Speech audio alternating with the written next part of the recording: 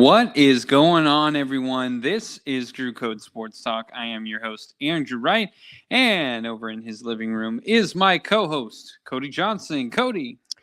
Well, we are back again, kids. It has been a hot minute. Guess Drew, who's back? Back again.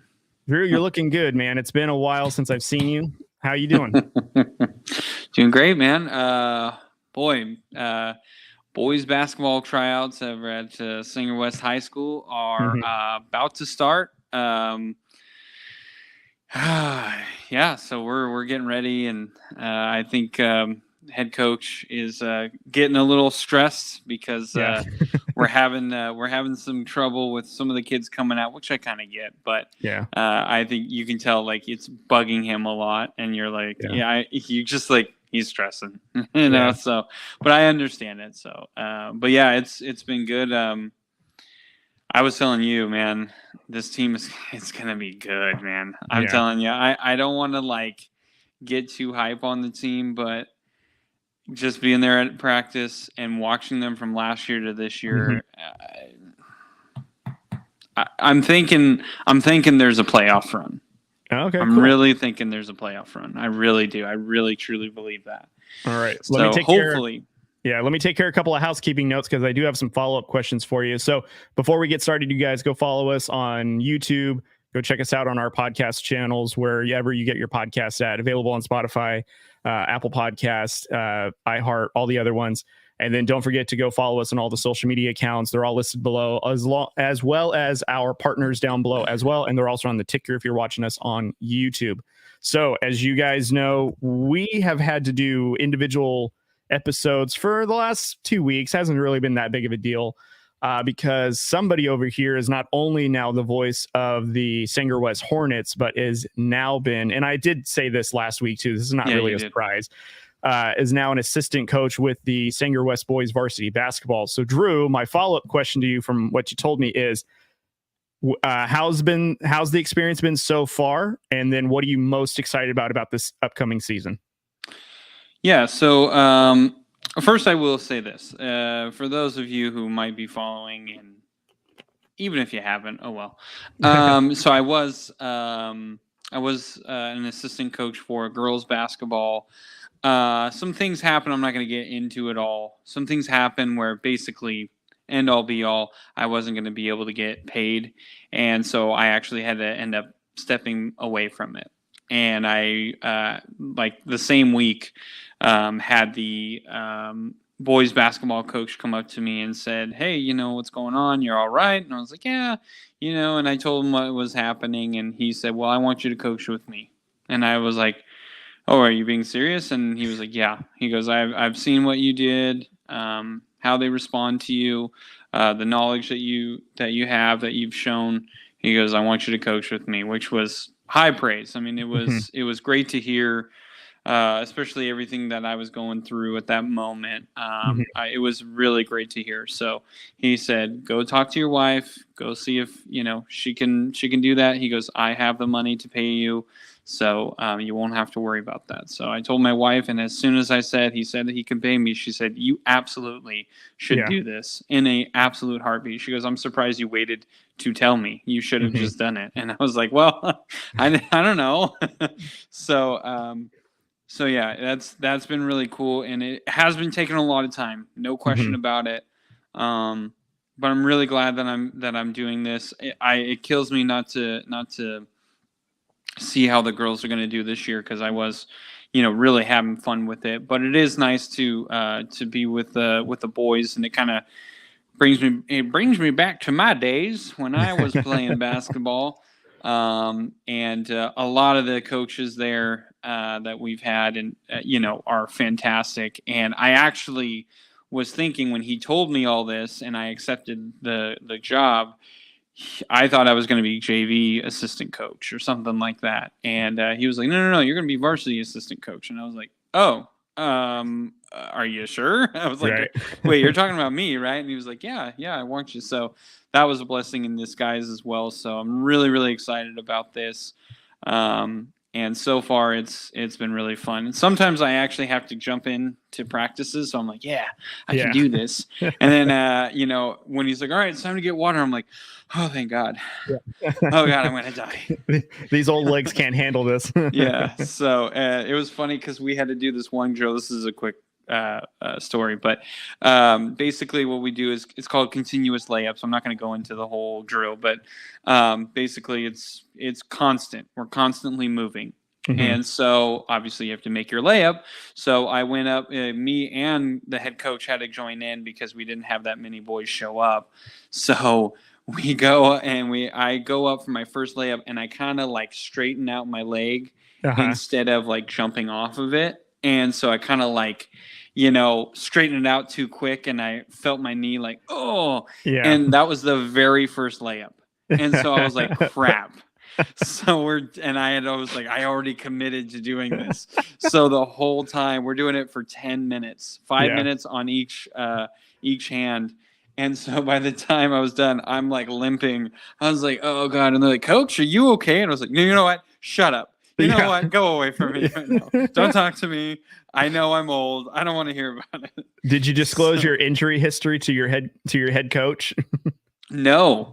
Oh shoot. So, and I still haven't said anything about it, but it wasn't a big deal. So I mean, I was fine after like a day, but I was just like, I remember I was like, crap on the first layup, Andrew. So I was a little upset at myself, but overall it was fun. So. That's cool. Yeah, we're supposed to get together on Saturday because there's a dinner for the boys program. So my wife and I were really excited to join, and the fact that you sent us an invite, we're really happy to obviously go there and support you and to meet the team, and hopefully we get to see a bunch of people there. So we're super excited. But yeah, you shared this with me like a couple of weeks ago, and I was super excited for you. And I had kind of the same reaction as your wife did, Jess, where she was like, why didn't you say yes sooner? And you're like, well, I just wanted to ask you. And she's like, I'm going to tell you no. So, but it's been very cool to hear all the life updates and everything in between when it comes to Sanger West last few weeks. So I've had the privilege of listening, and I'm glad to hear all that's happening. And I'm hoping that everyone else is hearing it and gives you your kudos. And I know how uncomfortable that makes you. So I hope you're squirming right now. I am.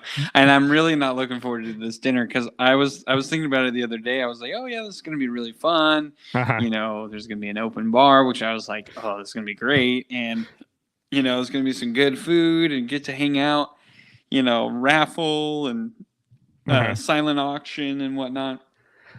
So I was thinking about all that. And then I was kind of like, I know Coach, and he's probably going to make a speech. And I was like, I really don't want him to introduce me. I'm not ready for people to know who I am. You're not ready to make it official? God, I really hope he doesn't. But we'll see. I mean, maybe he won't. Maybe he'll just be like, hey, we appreciate it, everyone coming out. So I'm kind of hoping for that speech. But if he introduced me, I'm going to be like, oh, God, I really don't want to. Make sure you hold your beer up in confidence and say, yep, that's me, guys. I'm on. Oh, yeah. Yeah, I'll make sure to not drink until after he has made speeches, and then I can go and drink. There you go. All right. Well, thank you, Drew, for the update. So without further ado, we're going to get going now. Obviously, week 6 has passed. We had Monday Night Football against the Chargers and the Cowboys. And even though the Chargers lost, which was nice to see, it's at the expense of a Cowboys win, which, if you got a Cowboys fan in your life, so sorry for your suffering. But anyways, I think it's fitting, Drew, that we kick off our week 6 recap with the Raiders' victory over the Patriots. I'm going to let you kick us off on what your thoughts were and what your feelings were regarding the game and what your takeaways were. And then we'll kind of go from there, because I'm curious to know, we're now, 3-3, second in our division, and we look like we could go on a run now with this. So I'm curious to know what your thoughts are. Let's see. How do I put? Well, listen. First of all, Jimmy G being hurt is not actually the best thing, in my opinion. Like, Brian Hoyer actually looked pretty decent when he came in for Jimmy, and so that was encouraging. Do I think that'll be 2 weeks in a row type of a thing? No. I think Brian Hoyer historically has been a guy who, when he comes in, when he has to come in unexpectedly, he actually looks pretty good every time. It usually is when you anticipate that Brian Hoyer is going to be the quarterback, is when he turns into, well, Brian Hoyer. So I'm not super excited if he's the one to start. I do kind of hope maybe they try Aiden O'Connell again, but I doubt it because, what was it? Week 4 was Aiden O'Connell's fault, apparently, according to coach. So, probably not going to be Mr. O'Connell at quarterback, but I do hope he kind of gets another shot. I don't know. I just think, like, if I'm going to watch a backup quarterback, I'd like to watch someone who has the potential to have a future. And if he doesn't, then, if it was just Brian Hoyer on our team, then yeah, of course, I'm just going to go with Hoyer. But for the most part, we just drafted a kid that I kind of like to see, other than one game. And, he did have some success in the preseason. So, I don't know. That's just kind of my opinion there. But one thing I did take away that I think everyone knows now, if it's not for Max Crosby, the Raiders defense is nothing. Yeah. I think the Raiders defense has done better. I think their coverage has been somewhat better. I will admit that. I think Trayvon Merrick has really stepped into a really good role at the safety position. He was a guy I really liked when we drafted him. So, Max Crosby, this guy is just unstoppable. I mean, he's unstoppable. He needs to be talked about way more. He needs to be a talking point, a focal point as one of the best pass rushers in the game. And I've said this, and I know this is going to be big. This is going to be a hot take, as the young kids say nowadays. I've said it from the beginning. I think Max Crosby is better than Nick Bosa.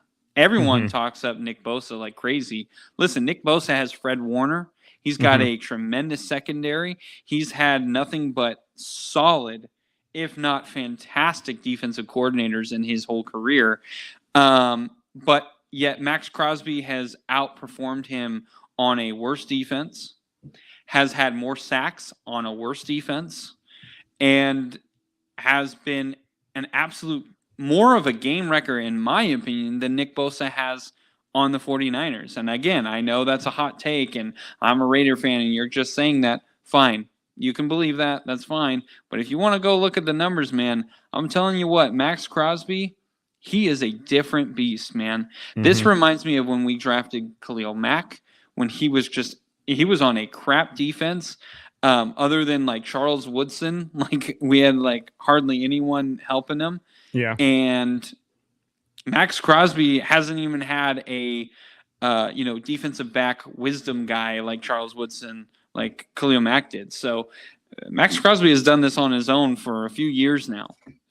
This guy is an absolute game wrecker, and we saw it.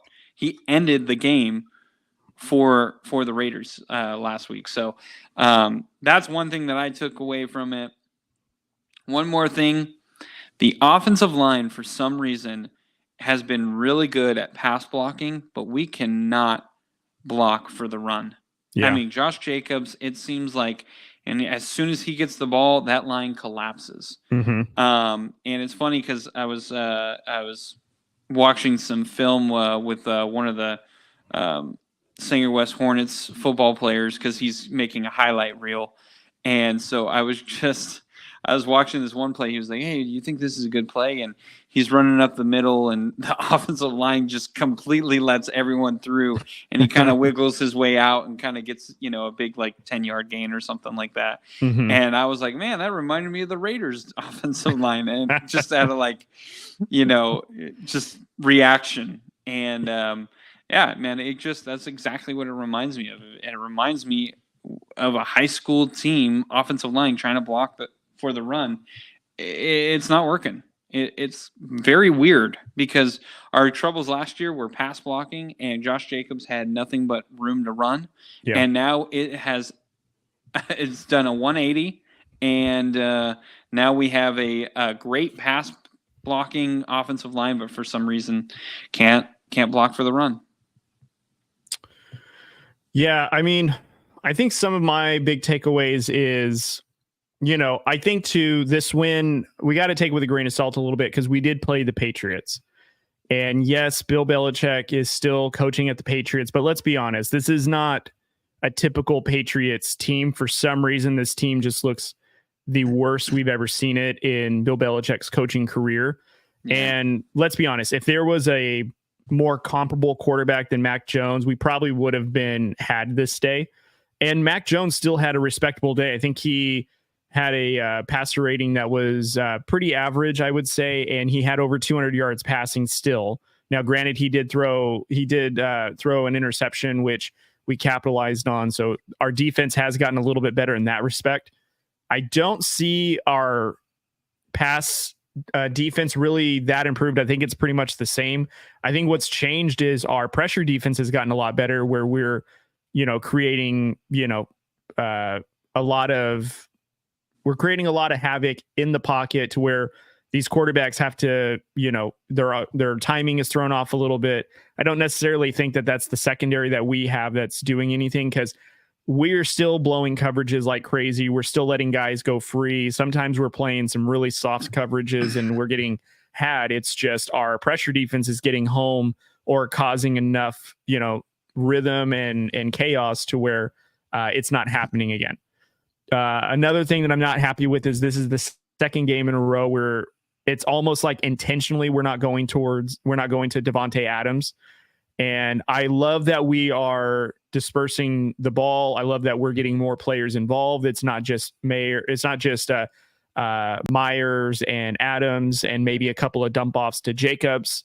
I love that we're getting our rookie tight end involved. Maybe even, I think Hunter Renfrow was targeted one time in this game. So he's even getting some targets, but I don't like that our offense is kind of two different extremes. We either throw the ball heavily to one person or we distribute the ball to everybody else except our number one guy.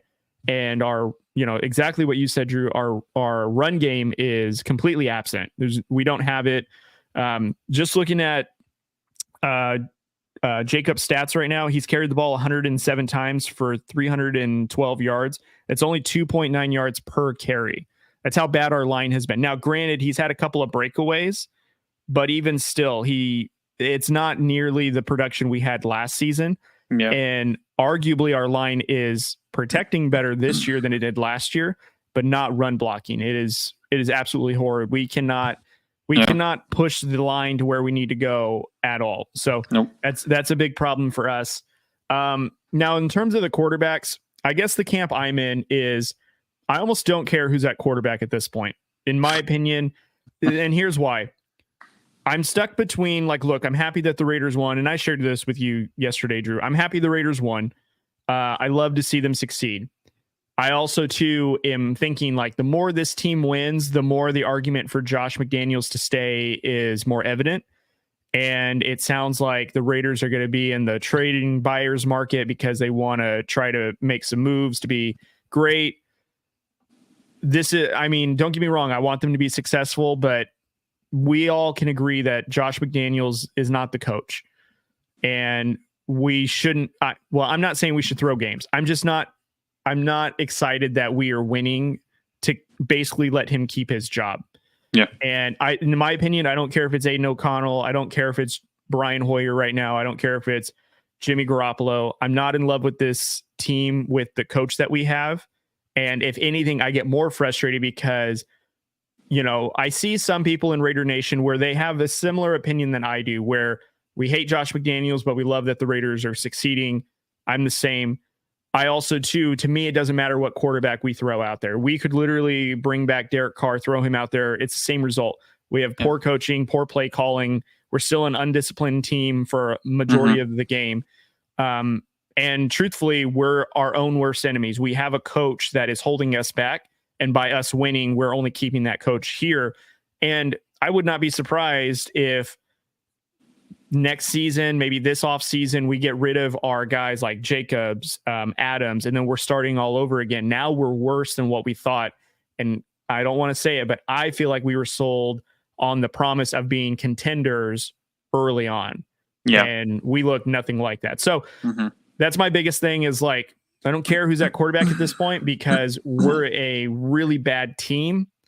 And I think us winning is an illusion because I really feel like that our true colors of who we are as a team with our coaching and our leadership is going to come out. And I feel terrible for like Max Crosby, who we're wasting his career. I feel bad for Devontae Adams, who we're paying out the nose for. And he's essentially having to be subjected to this kind of torture. I feel bad for Josh Jacobs because of his holdout. And he only gets paid like an extra couple of million a year now. And and he's probably going to be out the door next season, which is unfortunate. So I say all that to say, like, look, we're second in the AFC West. I'm not holding my hat on anything higher than that. And, you know, we're now on to Chicago. We're going to be playing in Chicago, which we'll talk about later on. And, you know, I hope that we be above 500, but we'll see. Yeah, we'll see. All right, Drew. So the next one is Thursday Night Football. This one kind of had some AFC West implications. I more or less want to ask this. And Nick, if you're listening, I'm so sorry to be asking these questions to Drew. Drew, what were your thoughts on this game? I mean, it was a snooze fest, but man, oh man, did the Broncos look awful. So what were your thoughts on this game? To be perfectly honest, my thought is, and I'm starting to get closer and closer to this, I don't think Nathaniel Hackett was the problem. You don't say. As much as I was a defender of Russell Wilson last year, and I actually heard a really great point. I think her name is Annie Agner. She does her, week 5 or the previews or the not the previews, the recaps of the games in a funny little like 4-minute video every week. But she actually brought up a good point. Like the Broncos, I mean, they put all their chips into Russell Wilson. Okay. It didn't work out with Nathaniel Hackett. They thought with Russell Wilson, we could throw any coach in there. It'll be successful. Well, it turned out to be a train wreck. So, of course, you know, Sean Payton, who is this all high and mighty guy, in the football world, which I believe he's a tremendous, smart coach. But I always kind of thought he was a little bit underwhelming at times because, the Saints were always a tough out, but a lot of it was Drew Brees. And she kind of brought up the point, like at the very end of this week's video, she put maybe Drew Brees should get a little more credit than what he got. Yeah, not a bad point. Not a bad point because I always like the Saints were always in the playoffs, but they always just couldn't get over that hump. And in the playoffs, in the NFL playoffs, you have to have head coach, defense, as I always preach. But it's true. At least you have to have head coach and quarterback at least. Like you have to have those two either in sync or as good as it gets. And they did. And for some reason, it still wasn't good enough. And I kind of look back on it and I look at this Broncos team, and now it's only been 1 year. I do feel like you paid Sean Payton this amount of money, you're going to give him another year. So Sean Payton is probably the most safest coach out of any of these NFL head coaches right now. Well, probably not out of all of them, but he's in the safe bracket. But you're going to give him another year. You're going to see what he can do if the team can improve. And I think that is one thing that we are forgetting is typically a new head coach comes in and we're in an era where we want it done now. Okay. But reality says the head coach comes in, he really doesn't get much of what he wants. He just kind of implements his game plan. Some guys don't fit that, but he kind of just is trying to create a culture. He's trying to create, the game plan that he foresees the future of whatever team he's on. And then what happens in year 2 is now you get some guys that you want, you draft some guys that you want, you get rid of some guys you don't want. And now more and more people have bought into this culture. Now the offense is starting to fit the players that you wanted to get. Yeah. So year 2 is usually the year that you have to judge a head coach. And I think for us as Raider fans, like seeing Josh McDaniels, it's all the same crap. It's just we're lucking into playing a Patriots team that looks even worse than what we are. Like they're done. Like they got rid of anything that was good last year and now is even worse this year. We played a Broncos team that right now is in a first-year head coach, and so I just kind of look at it and I go, as much as I want to say Sean Payton maybe isn't the answer, I also, it's hard for me to just be like, oh, Sean Payton is not very good. We've had years and years, and obviously Drew Brees grew up in Sean Payton's offense, and eventually basically all he had to do was run it himself. So I think Sean Payton had it really easy for years because he didn't have to worry about what the quarterback's going to do. He could leave it up to Drew Brees and call the offense, and all he had to do was think about situational. Okay, what plays do we kind of want to, or what formations do we want to be in at this particular time? And I know Drew Brees wants to do this, this, and this, so let's do it in this, you have that benefit. And I think where Sean Payton is going right now is he's running into Russell Wilson kind of wants to do it his way. And that was kind of an issue that Nathaniel Hackett even brought up. And he hasn't bought into what Sean Payton wants to do. And also, Sean Payton is not a here, let me pat you on the back, even though, it was a rough game, but you did okay, buddy. Right. It's nothing like that. Sean Payton is going to say, hey, listen, man, you're not doing it great. And obviously, Russell Wilson doesn't handle that well, which I'm not blaming Russell Wilson. I'm not saying that you have to take tough coaching. Some guys just don't do that well. Pete Carroll was not that guy, and that's why he was very successful. So I think that's where you're kind of getting the issue is, and I think that's what we ran into last year with the Raiders with Derek Carr. Derek Carr doesn't like guys who are just like cram it down your throat, and everyone was like, well, what about John Gruden? Well, John Gruden came into the Raiders going, listen, Derek Carr's the quarterback. Let's get this going. Let's have this connection. Carr was like, I'm all in. I'm going to move right next to you. We're going to just go over everything. And McDaniels came in and was like, yeah, Carr's our quarterback. And Carr's like, hey, let's get together. And I think McDaniels was like, no, that's okay. You stay over there. I'll do the coaching. You do the quarterbacking. Yeah. And I think that rubbed Carr the wrong way. And I think that rubbed a lot of Raider Nation the wrong way. And you're starting to see it now. And so I kind of think the Broncos are kind of going in a similar situation right now where Sean Payton was like, okay, I'm going to fix this. And Sean Payton was like, well, my way is I'm going to blame, the quarterback. I'm going to really grind him and try and get it out of him. And Russell Wilson's like, no, I don't like that. So I think you're having the head coach and quarterback butt heads on how to fix this. And that's really a recipe for disaster. So as much as I love Derek Carr, unfortunately, Josh McDaniels was not the coach for him. That's why he left.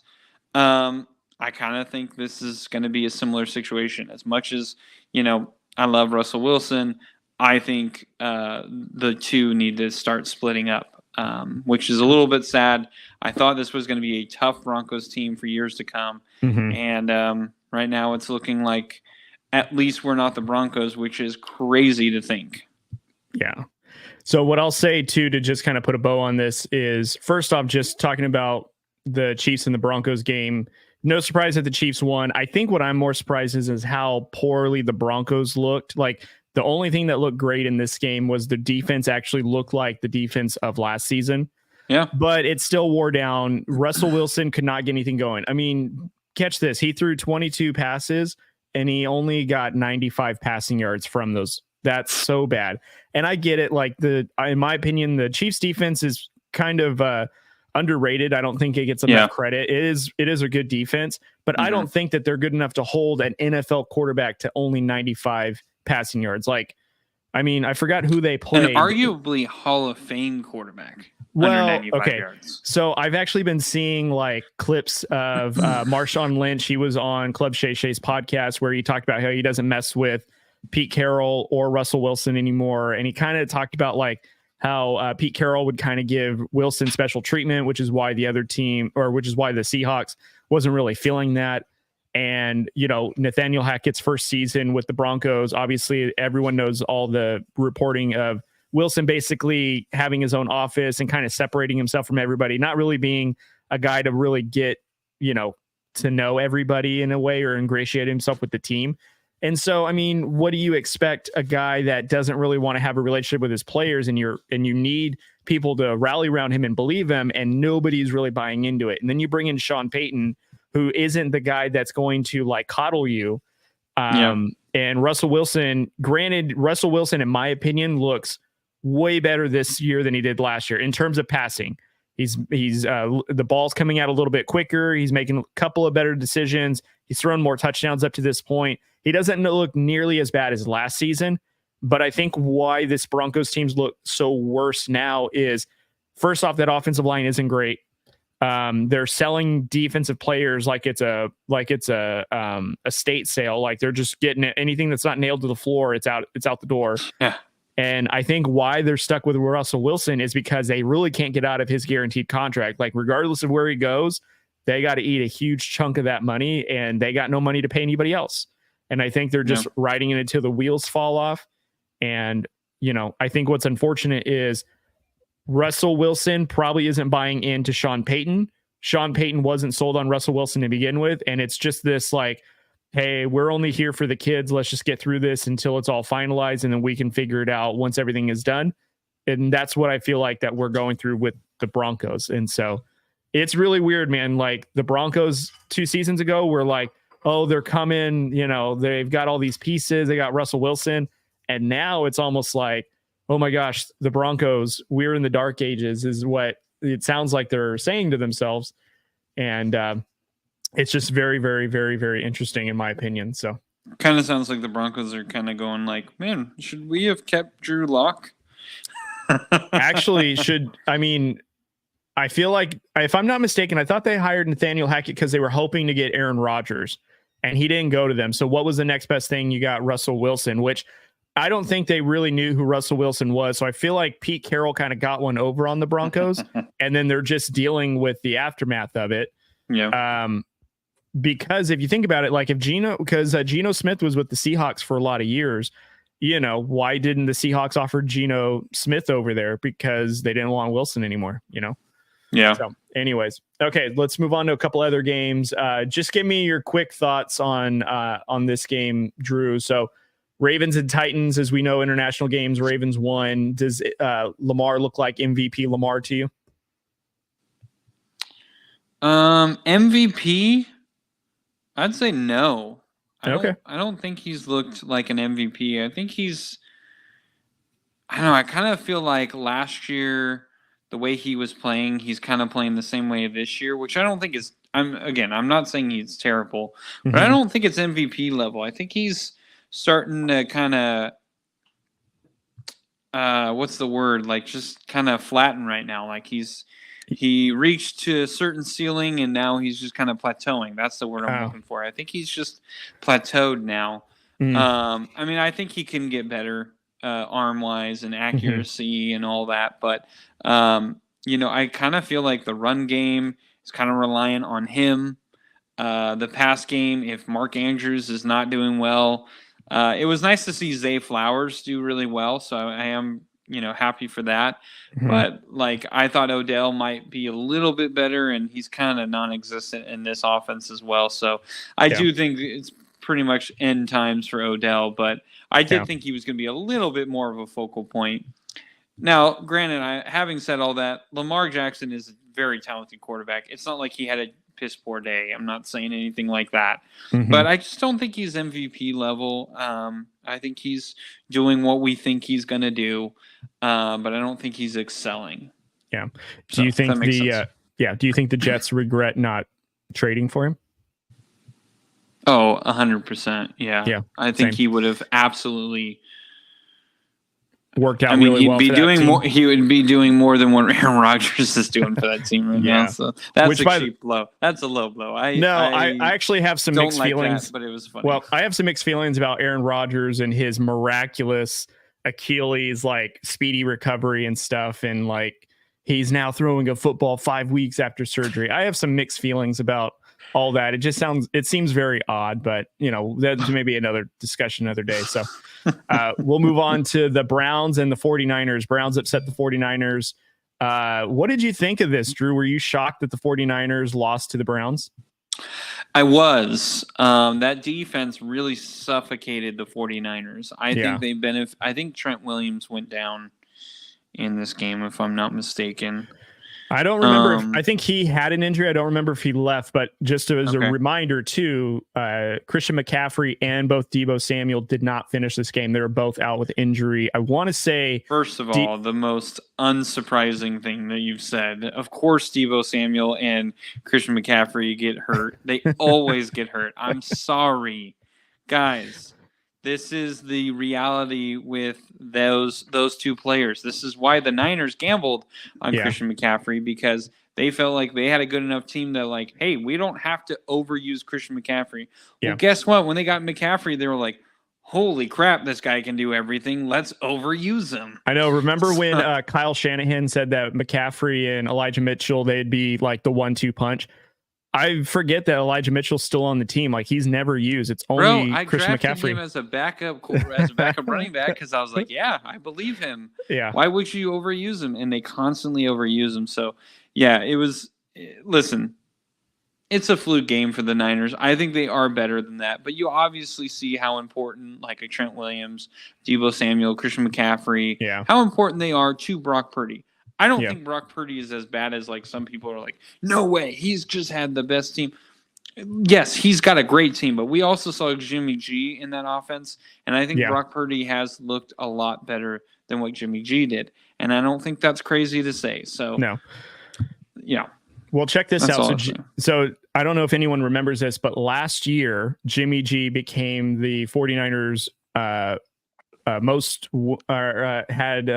the most wins in their franchise, in other words, exceeding Joe Montana. Yeah. But remember, this is an offense that Kyle Shanahan has basically innovated and customized to whatever that quarterback's strengths are. And so, Jimmy G did win a bunch of games with the Niners, but Jimmy G now on the Raiders does not look like Jimmy G from the Niners because it's not the same coaching. I do think, though, that Brock Purdy does deserve a little bit more respect, like as a mystery relevant draft pick coming into this offense and actually being like a legit quarterback for this offense. I wouldn't say like an all pro, but like definitely serviceable. Like I would almost say like a Tony Romo, but like upgraded in a way. Like he is very, very good. Mm-hmm. And I did say this last week when I did an episode is if this 49ers team stays healthy, they're probably the best team in the NFL. But again, the key word was healthy. I mean, everyone's got to stay healthy. I really feel like you see, and exactly to your point, you see what happened when they weren't healthy, when their guys went down, they ended up losing. I think that's a legit Browns defense. So of course they lost that game and they couldn't really move the ball after they not having CMC and Deebo. But I agree with you. Like obviously your team has to be somewhat healthy to actually go forward in this league, because an injury at a significant position will significantly hinder your performance. Yeah, no, I completely agree. All right, Drew. Well, there is still like half of the notes regarding week 6. I think I'm going to just skip over just because I want to get to your top 7 picks, because honestly, we'll probably get to highlight some of them talking about some of these teams anyways. So are you cool with that? Yeah, that's fine. All right, cool. So we are going to do Drew's lucky top 7s for week 7. So Drew, give us your top 7 betting lines and what are the teams and what do you got? Okay, so the first game that I wanted to do is I our team, actually, surprisingly, is the Raiders at the Bears. Mhm. And the Raiders are, well, we'll just say it's a plus 3.5. So the Raiders are the favorite in this one. And I'm actually going to, so I will say this before I get into it. Last time I did this, which was 2 weeks ago, I went 3-4. So take Mhm. this with a grain of salt. I did end up having a losing week. But anyway, so Raiders at Bears. The Raiders are favored at 3.5. I have the Bears to cover here. And here's why. I know that Justin Fields is probably not going to play. He's doubtful as of today. Mhm. But this is a typical Raiders game where they lose. The game that comes to mind where it's a typical Raiders loss is when the Colts fired their head coach, Frank Reich, and assigned Jeff Saturday as the head coach, and we ended up losing that game. Oh, I The forgot Raiders about that. do Oh it. my god. The Raiders do this every single year. There's always something that happens where everyone's like, "Oh, the Raiders are definitely going to win," and they always find a way to lose. Yeah. Now, I'm going to say the Bears cover. Okay. The Bears do have a lot that going for them. They're at home. They have a quarterback that really no one has seen other than last week here in the middle of the game.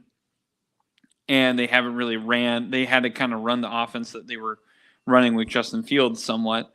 Mhm.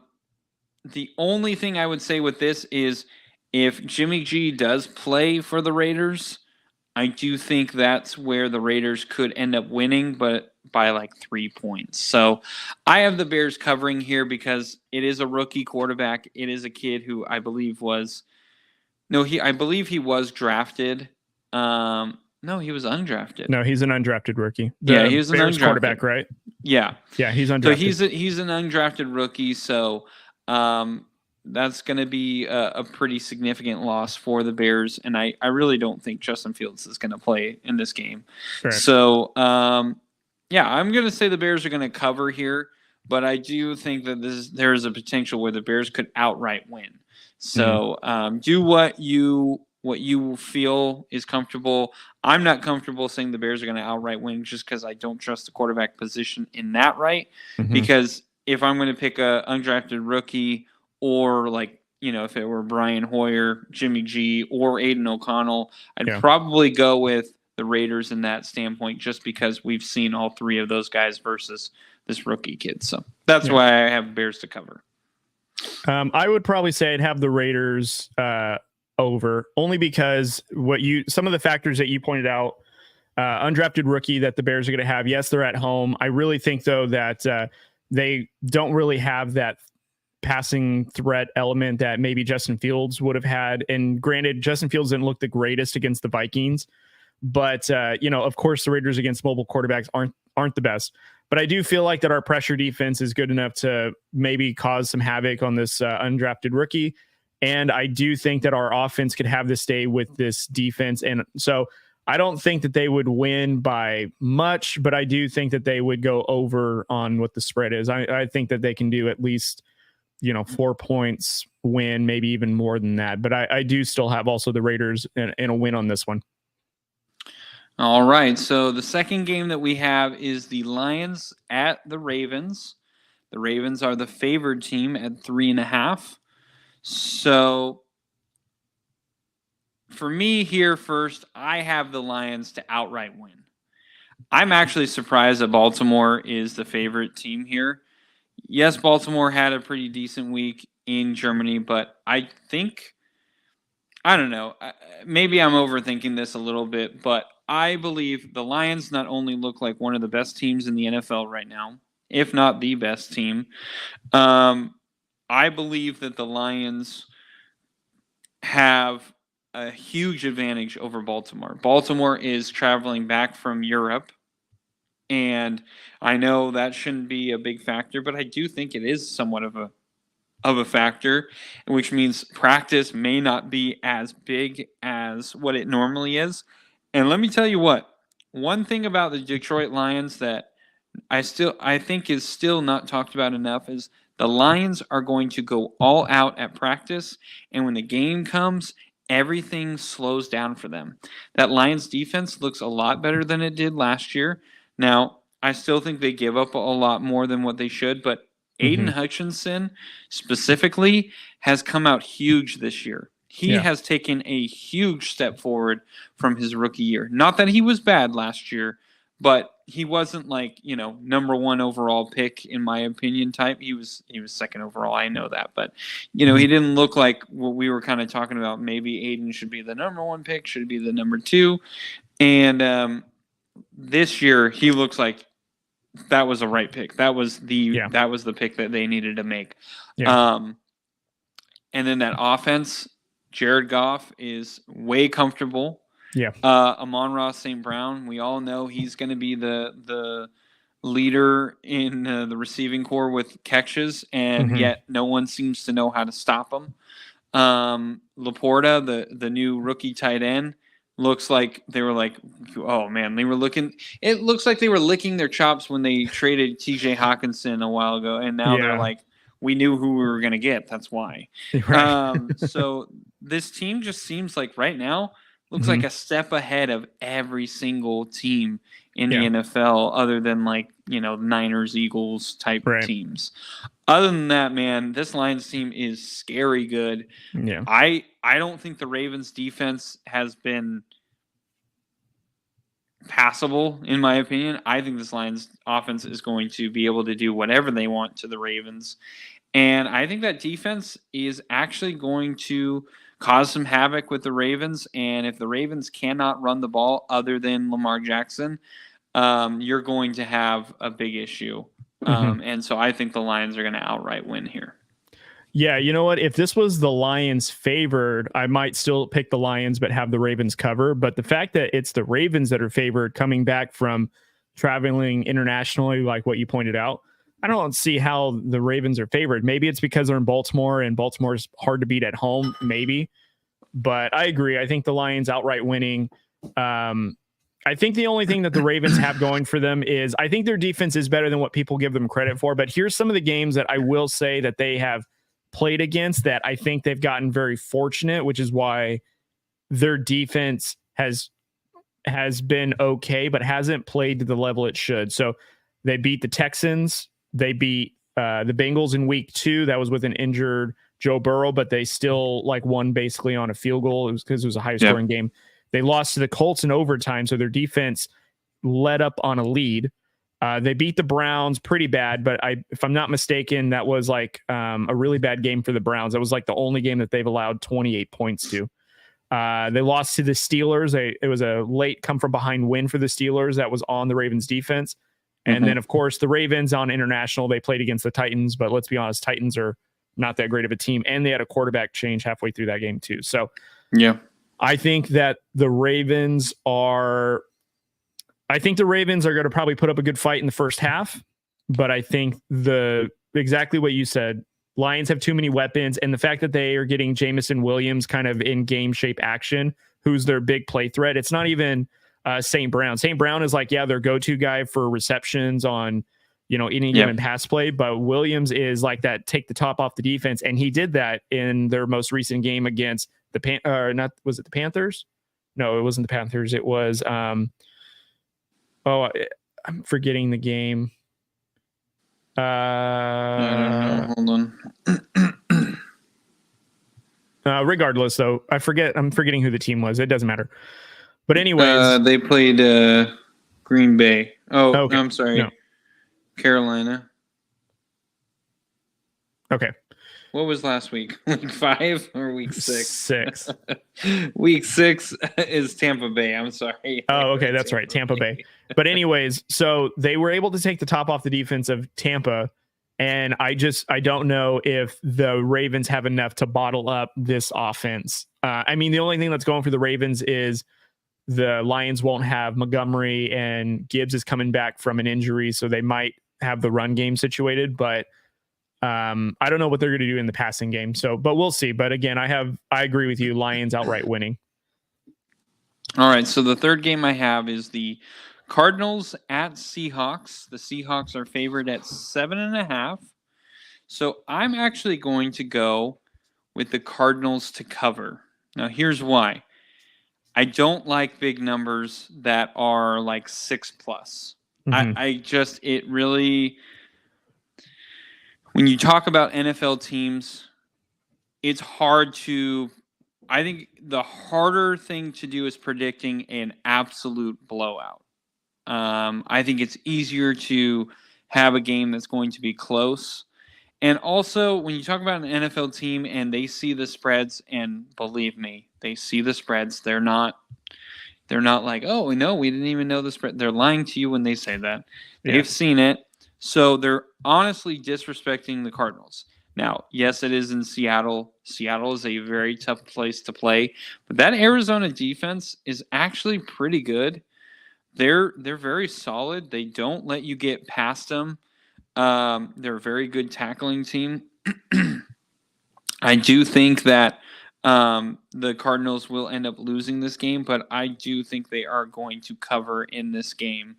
I just don't see them losing by, 8 points or more. I believe that the Cardinals are going to be in it. And Josh Dobbs, he had a poor game last week? Yeah, but for all intents and purposes, he's actually been really solid all year long. Later in the year, do I think he's going to start slowing down? Yes. But I also don't think the Seahawks have been that impressive as well. So I do think this is going to, and it's a divisional game. So I think the Cardinals are going to cover. Gotcha.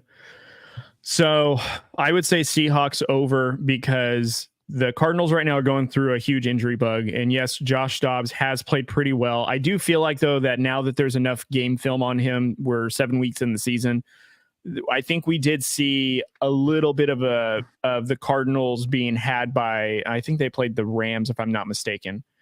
It looked like the Rams were able to kind of just control the ball on both sides. Their defense was able to get after Dobbs.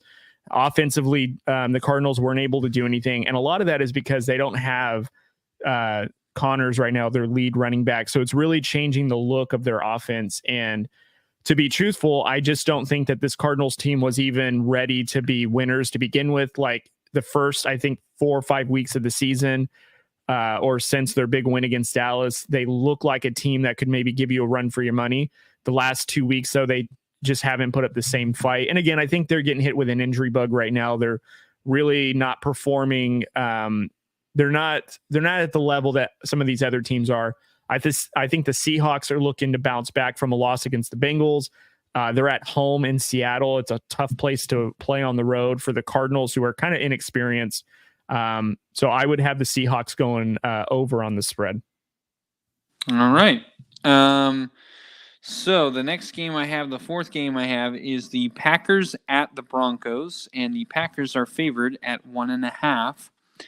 I have the Packers going over here. I think they're going to win this game, and I think they're going to win it by more than a point. Honestly, I think it's going to be more than 2 points. Listen, the Packers, I'm kind of surprised at this line, to be honest. I know the Packers aren't like this fantastic team, but I also don't think that the Packers are all that bad.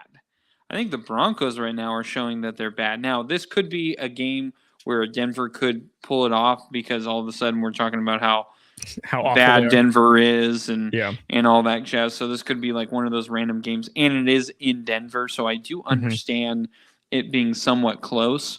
But I do think the Packers are coming off of a bye week. Last time we saw them, we were talking about Jordan Love isn't good. He's not there. We went from Brett Favre to Aaron Rodgers, and now it's just Jordan Love. He's kind of a filler until then. I think it's a little disrespectful. I think Jordan Love has been not bad this year. Yes, he's not Aaron Rodgers. We all knew that. I don't know why we continue to put him up at that pedestal. They're like, well, why did we hang on to him so long, and blah, blah, blah. Listen, they were trying to make it work with Aaron Rodgers for years. Finally, they I think they're just waiting for the right quarterback that they want. I don't think they had a chance at getting, an all-tier, all-time quarterback in this past draft. So I think that's why they stuck with Jordan Love. And I think Jordan Love is doing fine. I don't think he's all that bad. Does he need help? A lot of help? Yes, of course. Majority of NFL quarterbacks are going to need that. So anyway, that's why I have the Packers going over here. I think the Packers offense is actually is pretty decent. I think they can move the ball against Denver. And also, I think the Green Bay Packers defense is actually pretty decent as well, and I think they can slow down the Denver offense. So I think I'm going to go with the Packers on the over. Okay. I actually appreciate your compliments to Jordan Love. I think, too, that he's getting some unfair flack being 6 weeks in. To be truthful, people I don't think realize that. I mean, other than a couple of games, I think last season when Aaron Rodgers was out, I mean, this is like his first time being the full-time starter where he's always practicing with the first team and preparing and doing all that other sorts of stuff. So I feel like, Jordan Love has played pretty well. Has there been some games where like maybe he could play better? Yeah. But I mean, to be truthful, for a first-time starter, I mean, he's doing pretty well. I mean, these Packers earlier on the season look like a team that maybe could be a team that competes in the North, or at least maybe even a wild card berth. But, I think it's growing pains. I mean, this is his first time being a full-time starter, so you're going to see that. Also, too, they are not 100% healthy. They're missing a starting right tackle, I believe. They're missing their number one running back in Aaron Jones. So there's a lot of things that they are missing. They just got back Christian Watson, who they're still working into game conditions. So there's still a lot of growth to happen on this team.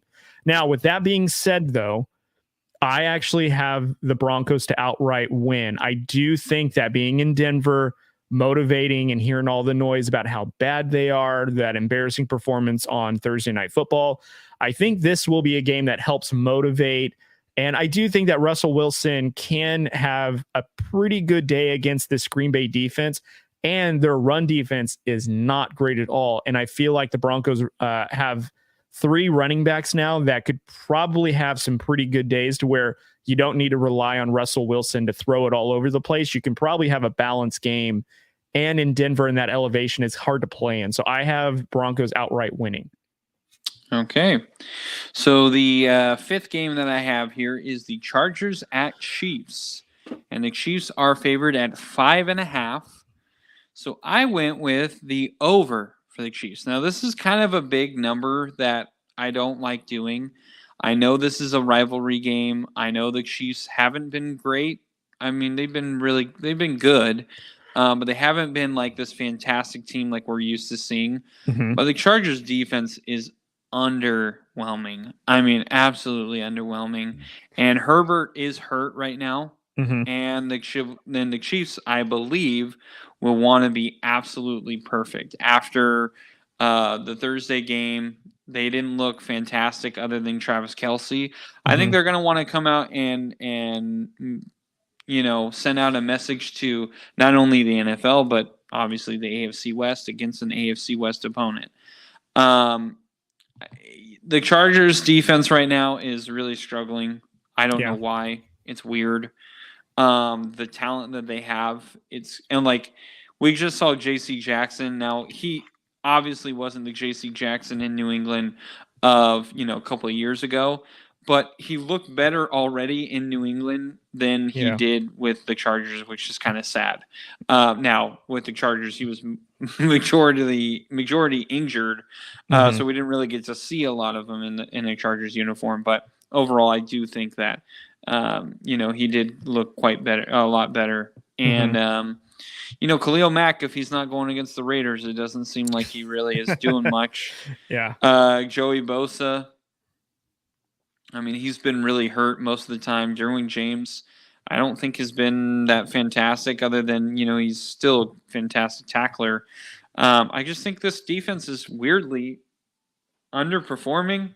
And that Chargers offensive line is not good. Herbert has no time to throw every time I watch them.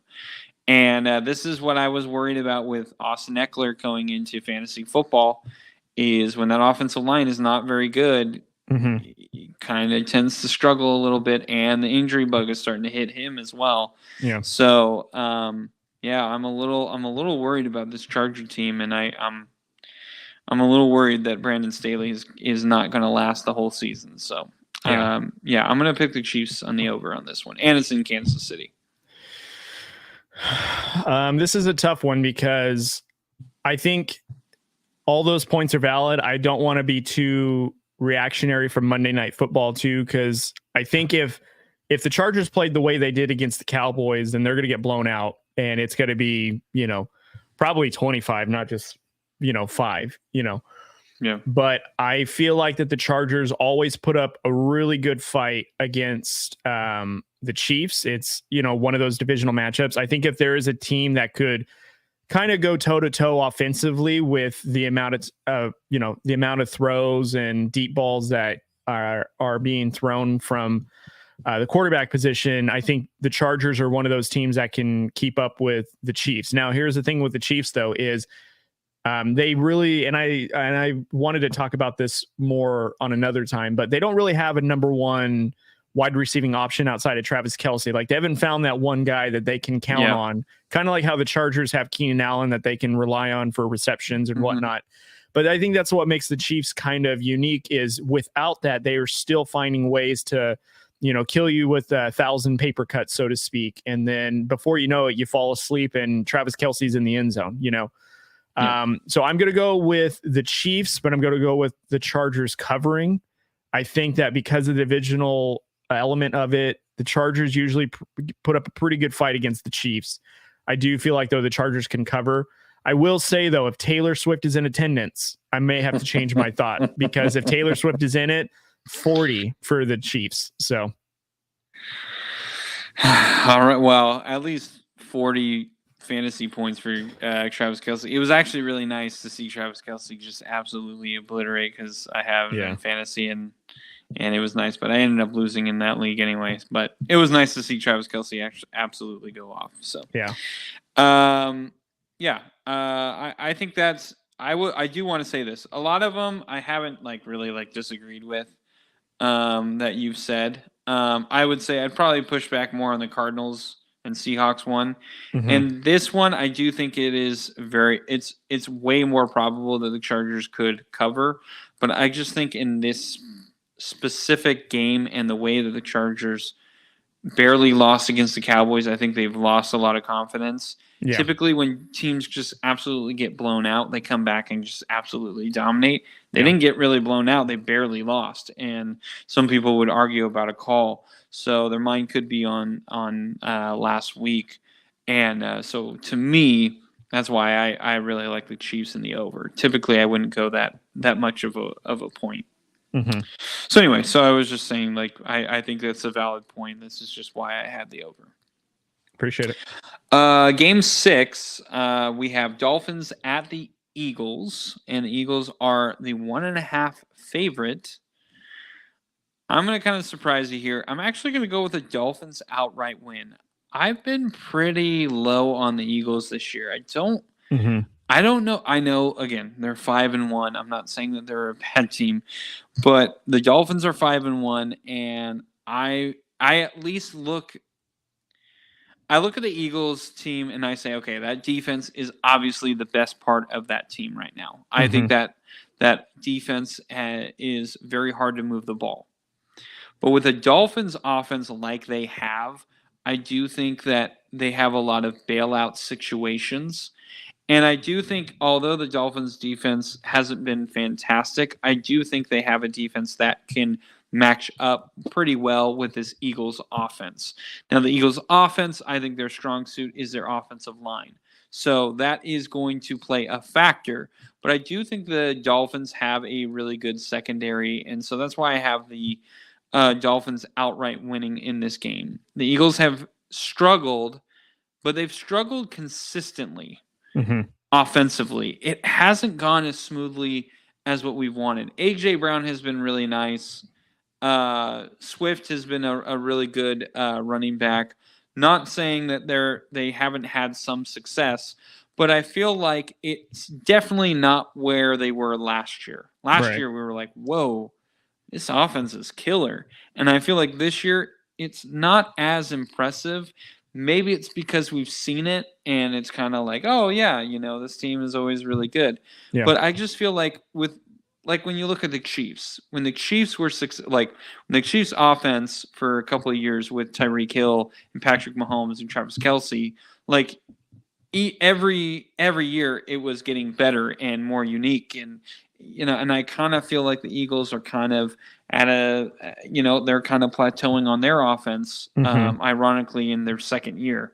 So I'm a little nervous about it, but I really do think that that Dolphins offense is no joke.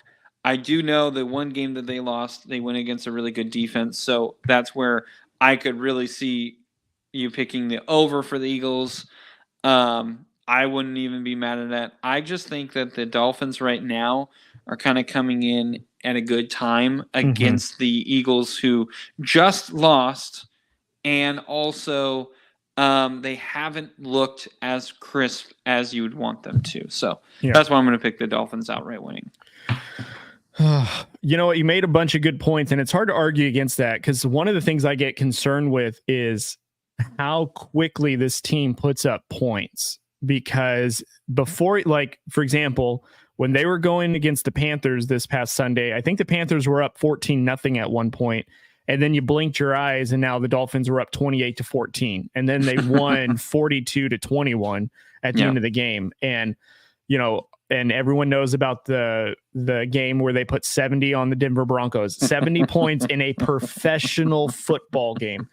Absolutely wild. So this team can put points up quickly, but this team also could be somewhat held to be pedestrian with a good quality defense. My concern with the Eagles is that they kind of have a little bit of a lackluster defense. Like, it's good, but it is not as great as it was last year.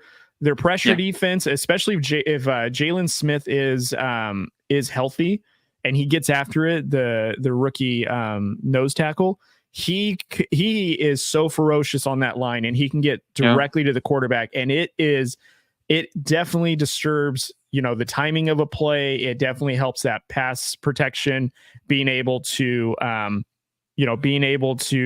make sure you have a DB on a guy, especially if they're playing in a zone or a man.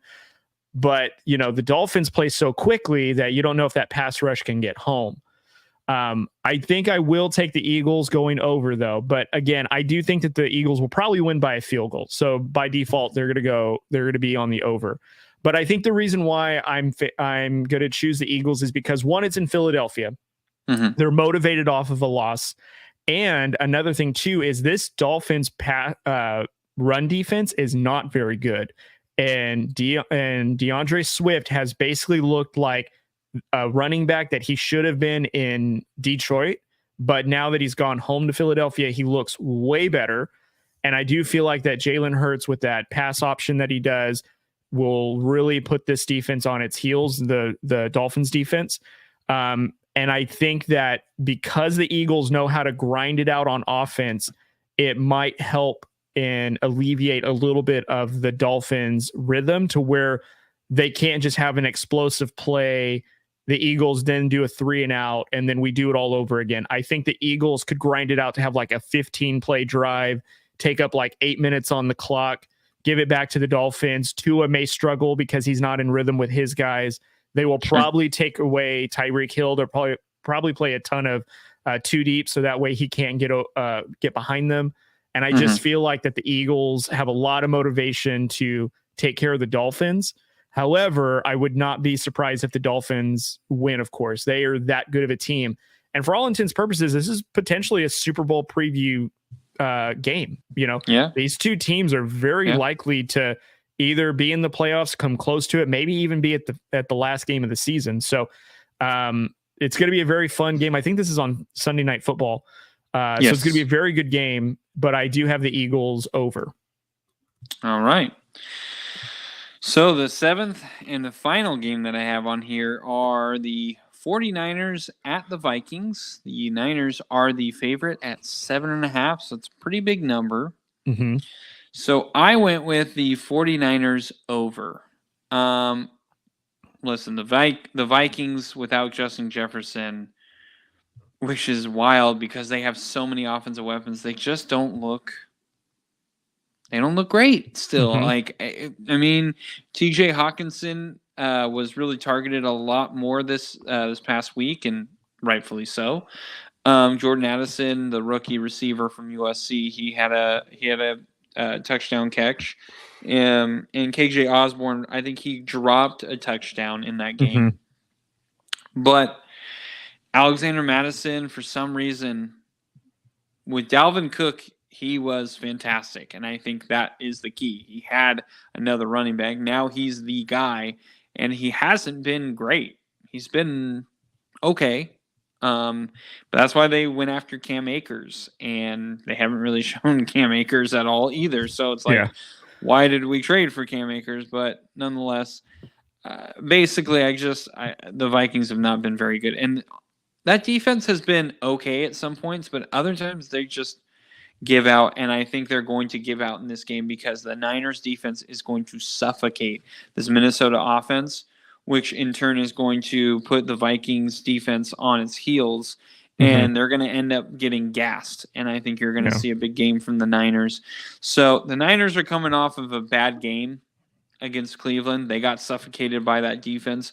They're coming out, and typically when a good team has a bad game, historically they come for bad blood. Yeah. Well, you and I aren't going to agree on much, but on this one we can agree with. I have the Niners over as well. And here's more of a simpler point as to why. It's not just that the Niners are coming off of an upset that they believe they probably should have won. They potentially could be getting back Christian McCaffrey anyway. So I mean, you have that you got to worry about if you're the Vikings. Samuel might be back the same game as well. So you're going to have maybe a fully equipped Niners team that's motivated off of a loss to come back. You're going to be in Minnesota in a dome to where there's no weather restrictions to slow this team down. And your defense hasn't been great. You don't have your number one wide receiver. But a simpler reason is Kirk Cousins on Monday nights just does not work. I forgot about that too. Monday night God. Kirk is the real deal. He does not play well under the bright lights, and I think this game's no different. I hate to say it, and the reason why I hate to say it is because, as you know, I have him in fantasy football. We play in a league where we have two quarterbacks. He's one of my quarterbacks, and when there was Justin Jefferson, he's a really good quarterback. It's like top 5 statistically. Yeah. But without Justin Jefferson, he is bottom 5. And I'm worried that he might have an all-time or a career high in turnovers in this game, whether it's strip sacks, throwing it picks, deflected passes that turn into interceptions, whatever the case may be. I don't see him having a great game because his number one guy isn't there. I don't know if any of these young receivers can catch the ball under pressure. And this Niners defense is ferocious. I mean, they get after it and they have the pass protection. Fred Warner is the elite of elite linebackers that is going to just absolutely annihilate you if you try to run on him, So I'm not confident in the Vikings at all. I'm not saying it's going to be a stinker. I'm not saying they're going to get blown out by 40 or, or be held in check to 0, but I don't think that they're going to do very well. And it's going to look like a very vanilla offense because they got nothing else they got no other weapons, but I do have the Niners over as well. And, we'll see. I'm praying for my fantasy team because I really can't afford to lose because of Kirk Cousins. All right, so I'll go over mine and then you can go over yours here. So to recap, I have Raiders at Bears. I have the Bears to cover the 3.5 spread. Lions at Ravens. I have the Lions to outright win. Cardinals at Seahawks. I have the Cardinals to cover. Packers at Broncos. I have the Packers over. Chargers at Chiefs. I have the Chiefs over. Dolphins at Eagles. I have the Dolphins to outright win. And finally, the 49ers at the Vikings. I have the 49ers over. And I have Raiders at Bears. I have the Raiders over. Lions and Ravens, I have the Lions outright winning as well. Cardinals and Seahawks, I have the Seahawks over. Packers and Broncos, I have the Broncos outright winning. I have the Chiefs to win, Chargers to cover.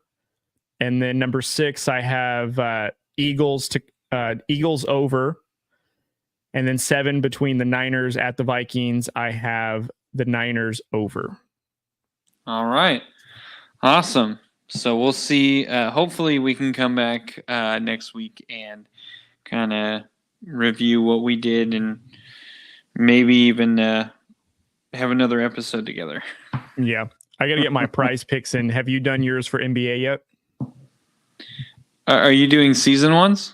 No, I'm just doing by game. The season one's too scary. That would be really hard.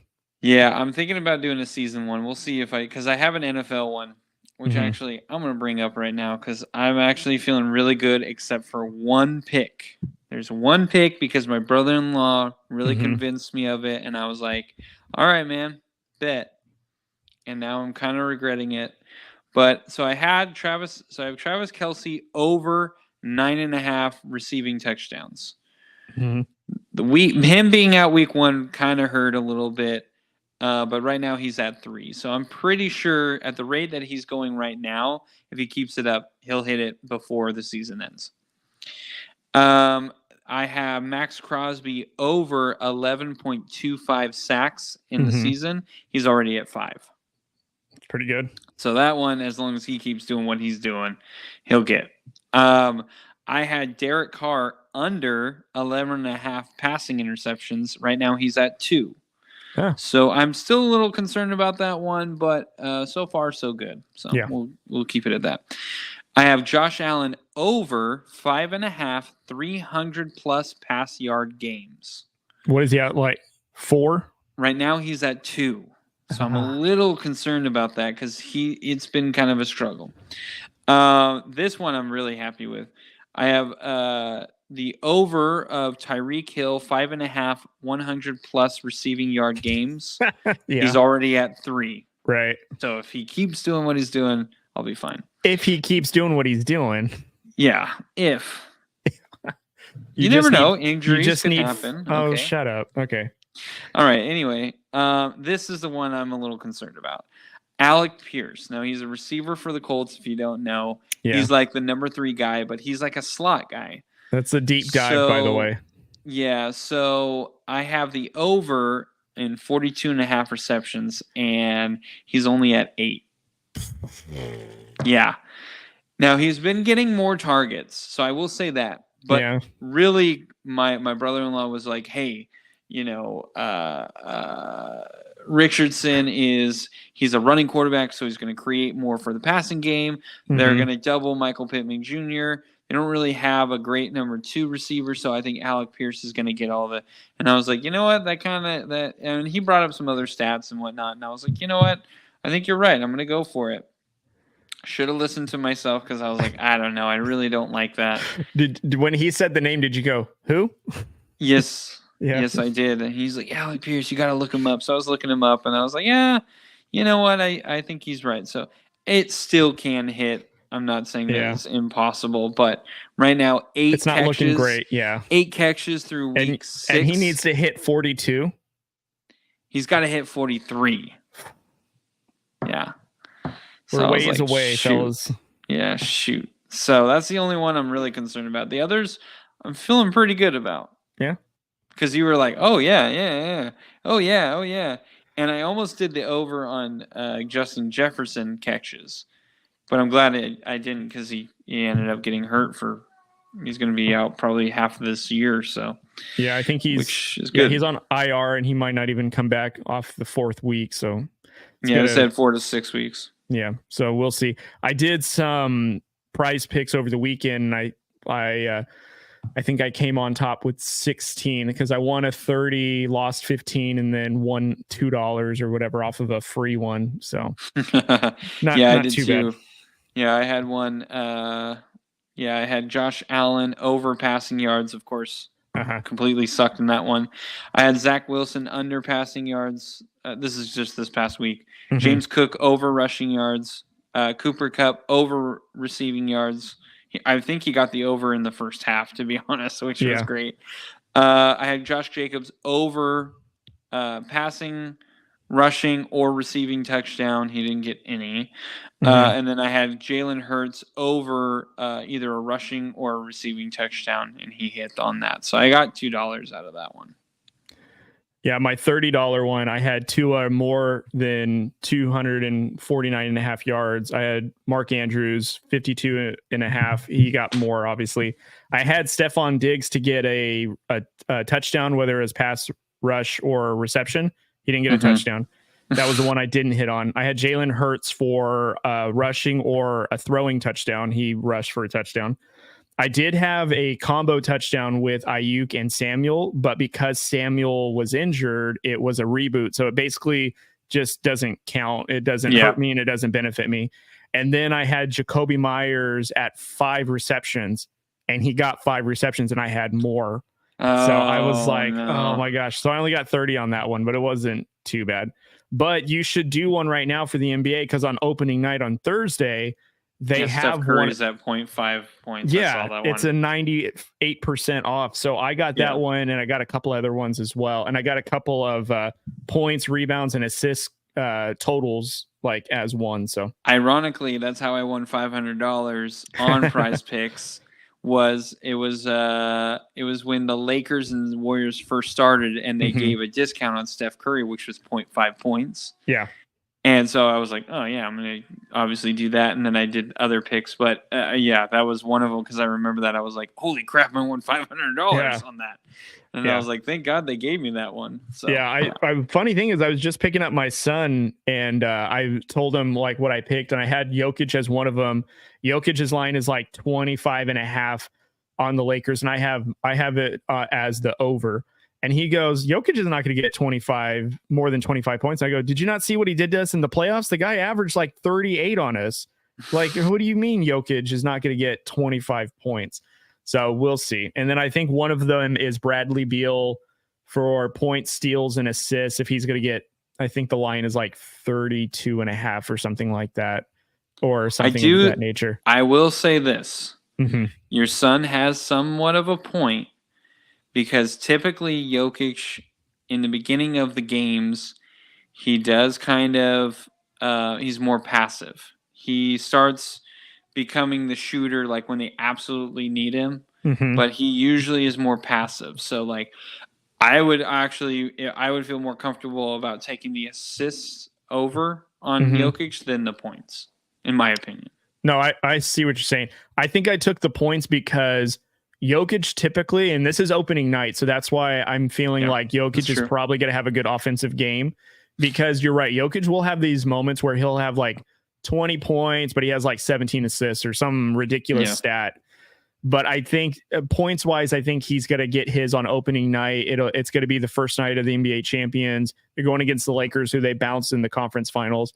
I just feel like Jokic plays really well against the Lakers, and really the Lakers they did get a bunch of really great players, and we'll see how they all work at the start of the season, which I'm sure we'll talk about at some point. But I'm just curious to see how they're going to defend him, because Jokic really can't be defended. Like he's one of those guys where he can back you down in the post, but he can shoot it from outside. So he stretches you so much that you have to respect him.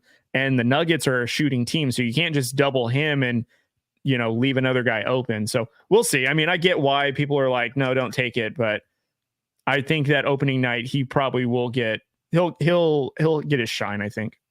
I think that's fair. All right. Well, anything else that you have that you wanted to talk about, or are you pretty much done here? I think I'm pretty much good, man. Let's go Sanger West Hornets. I think you did the homecoming game. Did you enjoy yourself? I heard the festivities was massive, at least on their socials. It looked like it.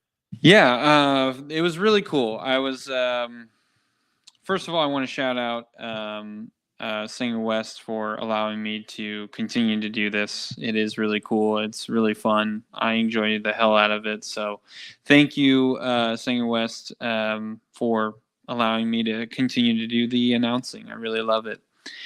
So I was really nervous about it, and luckily, the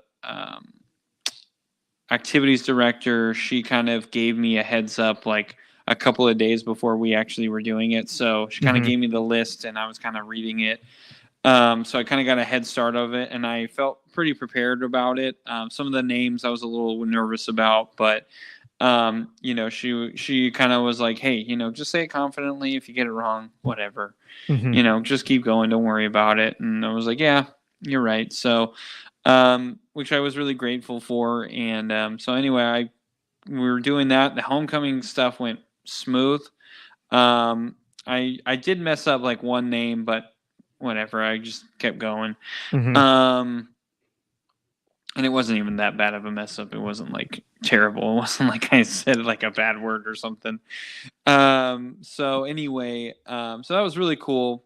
But the football game, I'm not going to go into all the details, but it was just the worst officiating I had ever seen.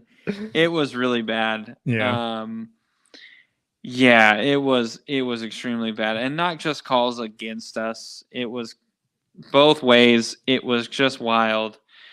They were just flag happy. It was some of the things that they were doing. Like it took like 5 minutes every penalty. I mean, any flag there was, they had a full-on discussion about it, stood around, talked about it for 5 minutes, then would go over to the spot, have another discussion about where the ball is going to be, have another discussion about what the time is going to be, then have another discussion about how many yards the penalty is. I mean, that's what it seemed like. I don't really know because I wasn't down there, but apparently that's what was going on because I don't know what they could have else been talking about. I was like, what are you doing? Yeah. I told you this, though. There was 2 personal foul penalties. I've never seen this in any football game ever, not even at the elementary level. 2 personal foul penalties on both sides. Okay. Typically, what does that mean, Cody? Offsetting penalties. Offsetting penalties and what? Replay the down. Replay the down. Simple enough. Ball stays where it is, right? Let's do this again, fellas. All right. What they did, not joking, the penalties were offset. They literally made one of the referees walk up 15 yards for the personal foul penalty, turn around, and walk back the 15 yards for the other personal foul penalty. Kept the down at the same down, same yardage, everything, and replay the down. I was like, what was the point of walking 15 yards up? And Cody, they didn't just do that once, man. They did it twice. There was a guy that just walked up and walked back, and like, when okay, it's ball spot. When I tell you we lost it up in the booth, we lost it. We were laughing hysterically as you are right now. We couldn't believe our eyes. And the other thing that really blew my mind, and I've never heard of this ever happening because it physically cannot happen, was there was a penalty on the same play, and it still makes me laugh. Was it offsetting penalties? No, apparently, I don't know. Actually, yes, it was. It turned out to be offsetting penalties because they flagged the offense for false start and flagged the defense for offsides. I've literally never heard of this before, ever. And we were like, how is that possible? He said, false start on the offense, offsides on the defense. And we're up in the booth going, how? Yeah. How does that happen? How is this possible? Oh, wow. I mean, listen. Did the guy walk 5 yards up and then 5 yards back?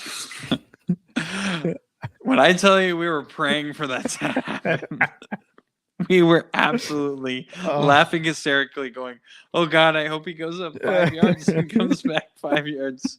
They did not make him do that. Thank God. Oh my gosh. But yeah, it was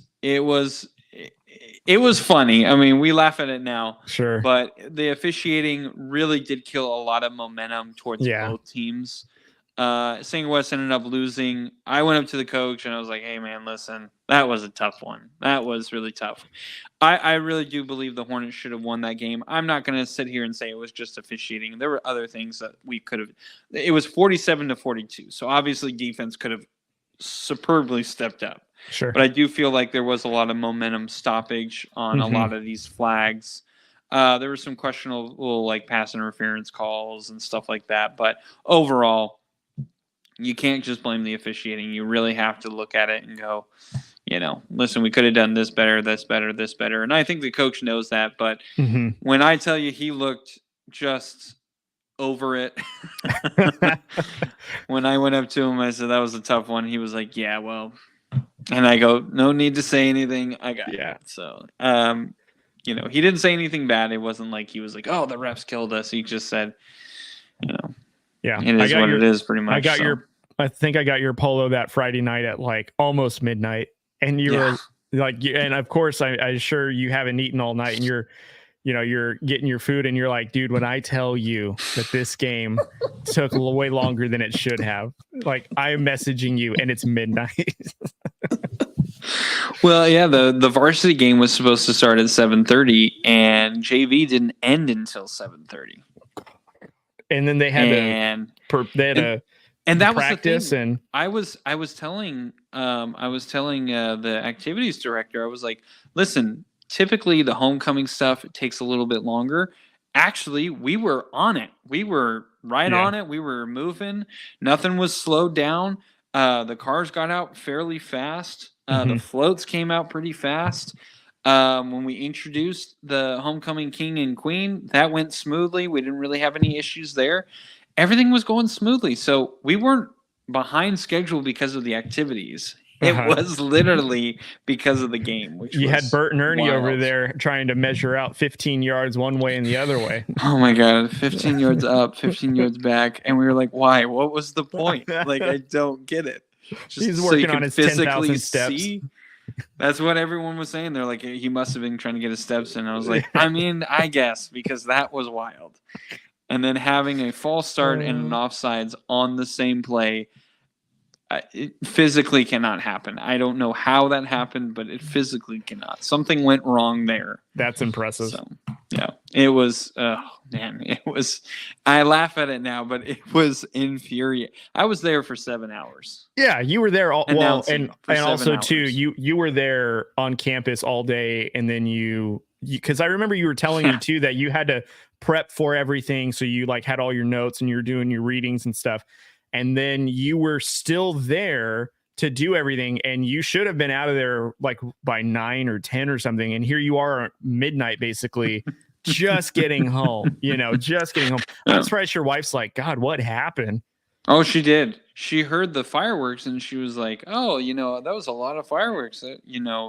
Is the game over? And I was like, no, we're at halftime.